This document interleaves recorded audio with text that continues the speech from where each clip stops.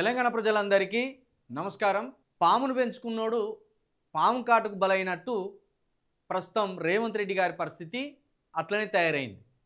కొండ సురేఖ యూటర్న్తో ఒక్కసారిగా ముఖ్యమంత్రి గారికి షాక్ కొట్టినంత పనైందని చెప్పాలి. అసలు విషయంలోకి వెళ్ళే ముందు ఓ చిన్న మాట చెప్పాలి. రేవంత్ రెడ్డి గారు విసిరిన బాణాలు తిరిగి ఆయన పీకల మీదకే వచ్చినట్టుగా పరిస్థితి మారుతున్నట్టు కనిపిస్తుంది. రేవంత్ రెడ్డి గారు ఏ సందర్భంలో ఏం మాట్లాడాలో తెలియక నవ్వుల పాలవుతున్నారు. మంత్రులు ఒకరినొకరు దూషించుకుంటూ మీడియా సమక్షంలోనే నవ్వుల పాలవుతున్నారు. ఇక ఎమ్మెల్యేల తీరు అంతకు తగ్గ బొంతలాగానే ఉన్నది. మొత్తంగా చెప్పాలంటే ముఖ్యమంత్రి ఎమ్మెల్యేలు కాంగ్రెస్ ప్రభుత్వాన్ని కాంగ్రెస్ పార్టీని నవ్వుల పాలు చేస్తున్నారని ప్రజలు బహిరంగంగా మాట్లాడుకుంటున్నారు. అందుకే మనం ఇక్కడ తప్పు ఒప్పుకున్న మంత్రి సురేఖ, షాక్లో రేవంత్ రెడ్డి అనే టైటిల్ని కూడా పెట్టినాం. రేవంత్ రెడ్డి గారి ప్రభుత్వం ఏర్పడిన కొత్తలో ప్రతిపక్షాలను కావచ్చు, సినిమా పెద్దలను కావచ్చు, బిజినెస్ మ్యాన్లను కావచ్చు తన దారికి తెచ్చుకోవడానికి రేవంత్ రెడ్డి గారు కావచ్చు, రేవంత్ రెడ్డి గారి కోటరీ కావచ్చు వ్యక్తిగత దూషణలను, వ్యక్తిగత దాడిని, వ్యక్తిగతంగా అగౌరవపరచడాన్ని వాళ్ళు అస్త్రంగా మలుచుకున్నారనే విషయం మనం చూసినాం. ఆ సందర్భంలోనే తన మంత్రులకు అదేవిధంగా తన వ్యక్తిగత కోటరీకి రేవంత్ రెడ్డి గారు మాటల దాడినే అస్త్రంగా ప్రయోగించాలని దగ్గరుండి మరి బోధించినట్టు కూడా ఒక ప్రచారం అయితే సాగింది. మంత్రి సురేఖ లాంటి వారు కావచ్చు, లేకపోతే పొన్నం ప్రభాకర్ లాంటి వారు కావచ్చు, లేకపోతే ఆయన చుట్టూ ఉండే మంత్రివర్గం కావచ్చు, ఆయనకు సంబంధించిన వ్యక్తిగత అనుచరులు కావచ్చు మాటల దాడిని ప్రయోగించేవారు. రేవంత్ రెడ్డి గారు తమకు అత్యంత సన్నిహితుడు అని నమ్మిన మంత్రులు ఒక్కొక్కరిగా రేవంత్ రెడ్డి గారికి దూరం అవడంతో పాటు తిరిగి రేవంత్ రెడ్డి గారి మీద విమర్శల దాడిని కొనసాగిస్తున్నారు. ఆ క్రమంలోనే ఇప్పుడు ముఖ్యమంత్రి గారితోటి సురేఖ గారు పూర్తిగా విభేదించిన విషయం గత 2-3 నెలలుగా మనం చూస్తూనే ఉన్నాం. ఈ క్రమంలో జూబ్లీహిల్స్ ఉప ఎన్నిక అయిపోగానే సురేఖ గారు తీసుకున్న స్టెప్పు ఇప్పుడు ముఖ్యమంత్రిని కలవరానికి గురి చేసిందని చెప్పాలి. ఓ విధంగా ముఖ్యమంత్రి గారు తలదించుకునే విషయం అని కూడా చెప్పాలి. ఎందుకంటే ముఖ్యమంత్రి గారే స్వయంగా సురేఖ గారితోటి ఆ మాటలు మాట్లాడిచ్చినట్టు కూడా ప్రజల్లో బాగా ప్రచారం జరిగింది. అసలు విషయం ఏంటంటే కేసీఆర్ గారిని, కేటీఆర్ గారిని పర్సనల్గా టార్గెట్ చేయాలనే ఉద్దేశంతో ముఖ్యమంత్రి గారు కావచ్చు, మంత్రులు కావచ్చు తమ నోటికి పని చెప్పింది. ఎంతొస్తే అంత మాట జారడం, సమయం సందర్భం చూసుకోకుండా ఏది పడితే అది మాట్లాడడం మనం చూస్తూనే ఉన్నాం. ప్రతిపక్షాల మీద ప్రయోగించిన మాటల దాడినే ముఖ్యమంత్రి గారు కావచ్చు, తన మంత్రివర్గం కావచ్చు, సినీ పెద్దల మీద కూడా ప్రయోగించడంతో కాంగ్రెస్ ప్రభుత్వం ప్రజల్లో కావచ్చు, మీడియాలో కావచ్చు, ప్రతిపక్షాల మధ్య కావచ్చు ఒక చులకన స్థాయికి పడిపోయింది. ముఖ్యమంత్రి గారు ఏ టాస్క్ ఇస్తే ఆ టాస్క్లో భాగంగా మంత్రివర్గంలో ఉన్న తనకు అత్యంత సన్నిహితులు అనబడ్డవారు రెచ్చిపోయి మాట్లాడడం జరిగింది. అయితే ఇప్పుడు ఒక్కొక్క మంత్రి రేవంత్ రెడ్డి వేసిన స్కెచ్ల నుండి బయటకు వచ్చి తమకు తాము అపాలజీ చెప్పుకోవాల్సిన సందర్భం ఏర్పడింది. ఈ క్రమంలో ప్రస్తుతం సురేఖ గారు తీసుకున్న నిర్ణయం అందరినీ ఆశ్చర్యానికి గురి చేస్తుంది. ఇష్టానుసారంగా నాగార్జున గారి మీద మాటలు జారిన సురేఖ గారు ఇప్పుడు తన తప్పును తాను ఒప్పుకుంటున్నట్టుగా ట్విట్టర్లో ఒక పోస్ట్ చేయడం ఇటు రేవంత్ రెడ్డి గారికి కావచ్చు, ఇటు కాంగ్రెస్ ప్రభుత్వానికి కావచ్చు తలగొట్టేసినంత పనైందని చెప్పాలి.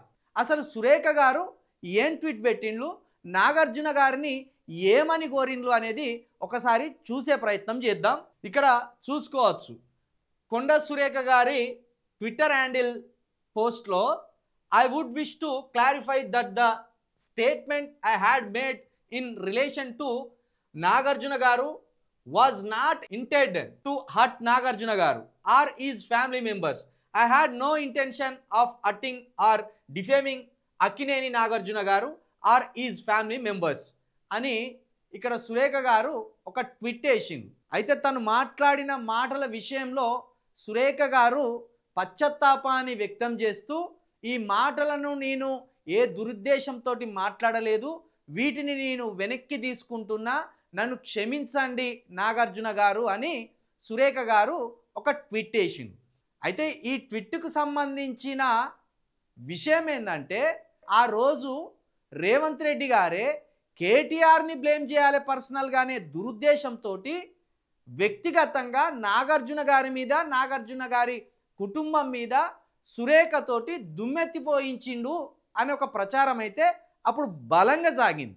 మరి రేవంత్ రెడ్డి గారు ఏం ఆశించి ఇట్లా మాటల దాడిని ప్రతిపక్షాల మీద లేదా సినీ ఇండస్ట్రీ మీద లేదా బిజినెస్ మ్యాన్ కుటుంబాలకు సంబంధించిన వారి మీద ప్రయోగించాడనేది అంతుబట్టని విషయం. కేసీఆర్ గారి స్థాయిలో సినీ పెద్దలు తనను గౌరవించాలనుకున్నాడో లేకపోతే తనకు వేరే విధంగా ప్రయోజనాలను ఆశించి సినీ పెద్దలను టార్గెట్ చేసిండో రేవంత్ రెడ్డి గారు కానీ సురేఖ గారితోటి ఒక అసహ్యకరమైన మాటలనైతే రేవంత్ రెడ్డి గారు మాట్లాడించింది అనేది మీడియాలో విస్తృతంగా ప్రచారం సాగింది. నాగార్జునకు సంబంధించిన ఎన్ కన్వెన్షన్ విషయంలో ఎవరు కూడా రేవంత్ రెడ్డి గారిని తప్పుపట్టలేదు.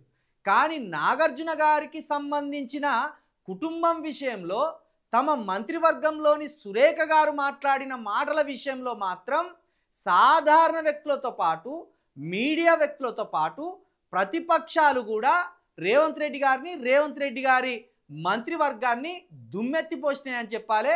ఓ విధంగా తూ అని ఊంచడం తక్కువైందని చెప్పాలి.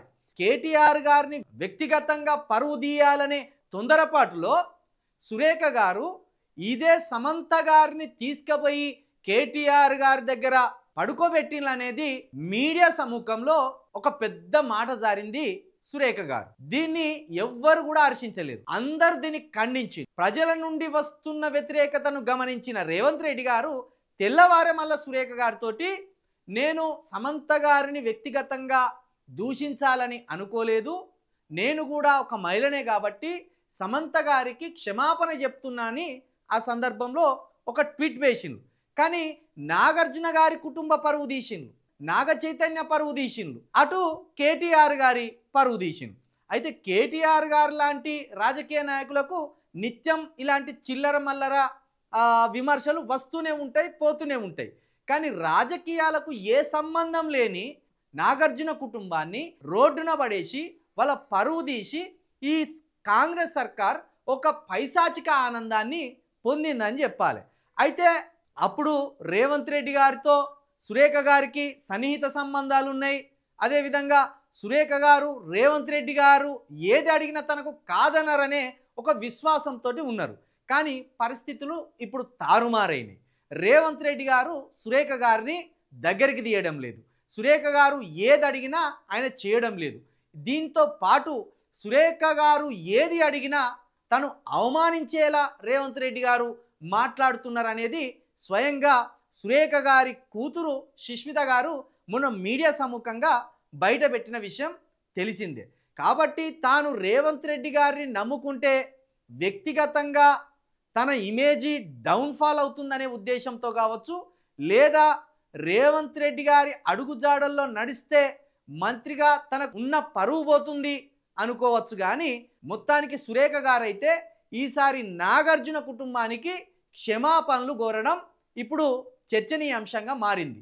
దీన్ని బట్టి కాంగ్రెస్ ప్రభుత్వం సినీ కుటుంబాల మీద దుమ్మెత్తి పోసే విషయంలో తమకు తాము తప్పు చేసినామని ఒప్పుకోవడం ఇప్పుడు ప్రజల ముందు ఇటు సురేఖ గారు కావచ్చు, రేవంత్ రెడ్డి గారు కావచ్చు చేతులు ఎత్తేసినట్టు కూడా అర్థమవుతుంది.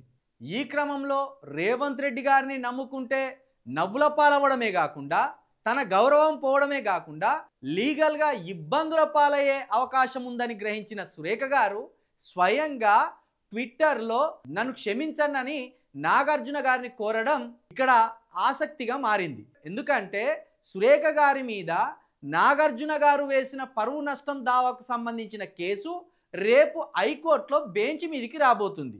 ఈ సమయంలో సురేఖ గారు ఇప్పుడు ట్వీట్ చేయడం రాజకీయ వర్గాలలో హాట్ టాపిక్గా మారిందని చెప్పాలి. మరి రేపు బెంచ్ మీదకి రాబోతున్న కేసుకు సంబంధించి నాగార్జున గారు తగ్గుతారా, సురేఖ గారితోటి సామరస్యపూర్వకమైన ఒప్పందానికి వస్తారా, లేదా ఆ కేసుని అదే విధంగా కంటిన్యూ చేస్తారా అనేది కూడా తెలియాల్సి ఉన్నది. ఇది పక్కన పెడితే రేవంత్ రెడ్డి గారికి ఎవరైతే అత్యంత సన్నిహితులని చెప్పుకుంటున్న మంత్రులు ఉన్నారో వారు ఇప్పుడు ఒక్కొక్కరిగా రేవంత్ రెడ్డి గారి నుండి దూరం జరగడం బట్టి చూస్తుంటే అతి త్వరలోనే తెలంగాణలో కాంగ్రెస్ పార్టీలో ఊహించని మార్పులేవో చోటు చేసుకోబోతున్నాయి అన్నట్టుగా కనిపిస్తున్నది.